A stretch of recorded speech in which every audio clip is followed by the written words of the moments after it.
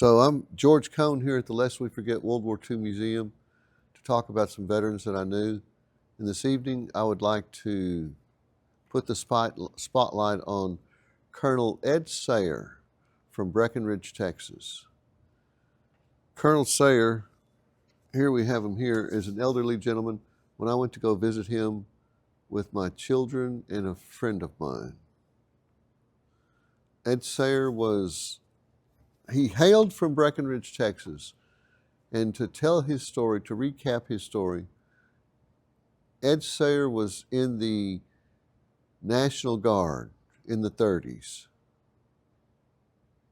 and he was a studious guy, and while he was in the Guard, he had done the paperwork to become an officer, which I think a lot of the other guys were farming or drinking, working or partying, I'm guessing.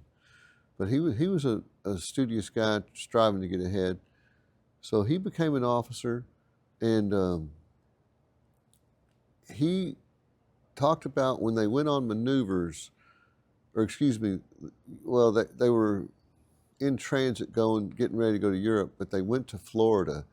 And he said when they were doing landing maneuvers training in Florida, that he decided that he wanted to become a paratrooper, and that he kept putting in for a transfer to the Airborne, but his CO wouldn't give it to him. Apparently the CO liked him.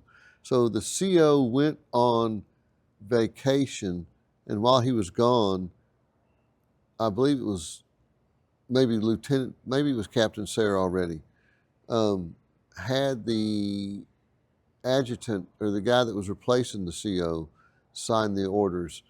And I remember him telling me that he hitchhiked to Georgia to get to jump school.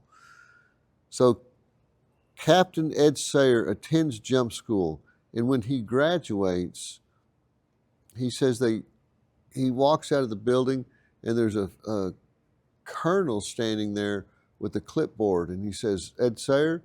"Yes, sir." He says, "Get on the truck. I'm starting a new parachute infantry regiment, and you're in it."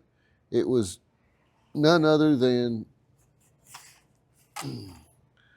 Jumpin' Jim Gavin, who founded the 505 Parachute Infantry Regiment.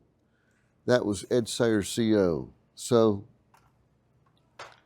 Sayre trains with Gavin in Africa, and when they are going to jump on Sicily, July 10, 1943,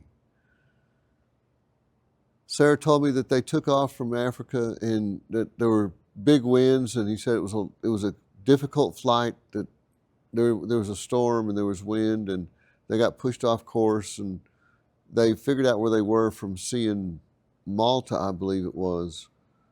And when they got over Sicily, he said there was a lot of flak, and he was standing in the door. Captain Sayre, Ed Sayre, was the jump master of his stick. And as he stood in the door, the green light went on. And he said everybody started pushing up behind him, to get out the door to jump. But he told them all to sit down because they were not over the drop zone.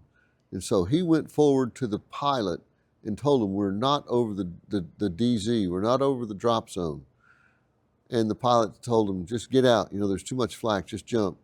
And Sayre had a argument with him, and Sayre told him, he said, "Look, show me the map. I recognize where we are. I studied the tables, the sand tables." And so when the pilot shows him the map, he goes, "Okay, this is where we are and this is where we need to be. This is my DZ, my drop zone." The pilot says, "Well, it's going to take 45 minutes flying around the island. You just bail out, just get out of here." And Sayre pulled his pistol on him and told him, "You take me to my drop zone," which the pilot did. And as it turns out, that Ed Sayre's V of V was the only V of Vs to make it to their actual drop zone. So they drop it at night. And now this is a story that he told me 6 or 7 years ago, so I'm trying to recant this. But I recall him saying that they came across an Italian farm building that was made of stone, and they were hollering in for the occupants to surrender.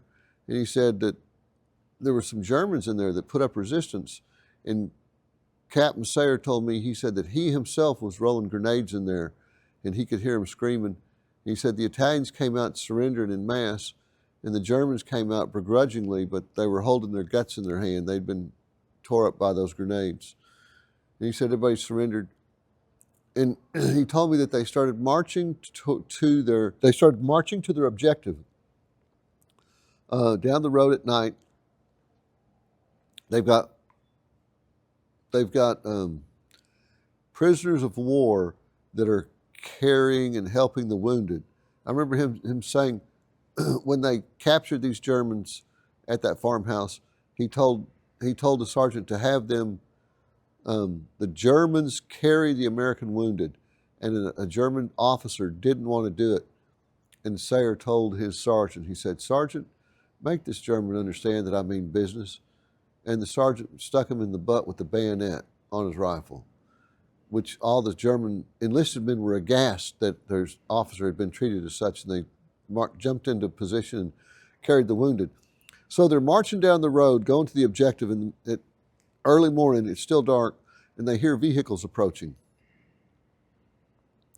And so Captain Sayre orders everybody to get into the bar ditch beside the road, behind the shrubbery, and he tells them, "Nobody fire until I fire, and don't quit shooting until they're all dead." And Sayre told me that one of his lieutenants said, "Well, shouldn't we give them a chance to surrender?" And Sayre's reaction was, "Hell no.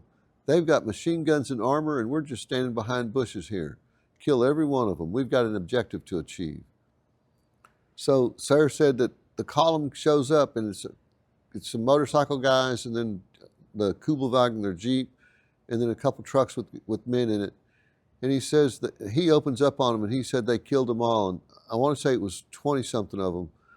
And it turned out it was a recon element of a Hermann Göring outfit. So they get down to the beach, to their objective, and it's a big bunker. It's a big complex. It's concrete. They're not just pillboxes. I mean, these are large concrete structures that are all interconnected with trenches and barbed wire. And Sayre said he got there about sunup, and he could see it, and he thought to himself, "Man, we're going to lose a lot of boys, taking this." And he said right about then, the shipboard artillery started firing overhead and landing about 1,000 yards beyond them. And he said the light bulb went off in his head, and he said, "Get one of those Italian prisoners and bring him over here." And he got him a white rag, and he tied it onto a rifle and gave it to the Italian. And he said, "You go tell your compadres in those bunkers that I've got radio communication with that shipboard artillery, and they've got 10 minutes to surrender. If they don't surrender, I'm going to lower that shipboard artillery onto their position and blow them to smithereens." And he said after about 8 minutes, all those Italians came out hollering, "Compadre, compadre," with their hands in the air. He said they captured the entire complex without firing a shot.